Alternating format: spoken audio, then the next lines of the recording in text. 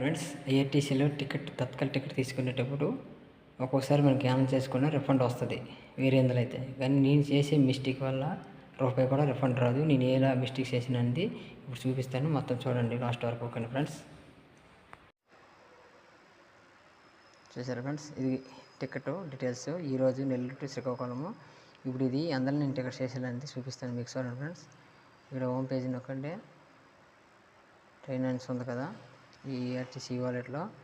ఇది మనకి తత్కాల్ టైంలో చాలా ఫాస్ట్గా అవుతుంది. మొబైల్ నెంబర్కి ఓటీపీ రాదు, ఏమి రాదు, డైరెక్ట్ కట్ అయిపోద్ది. ఇది ఒకటే ప్లస్ పాయింట్.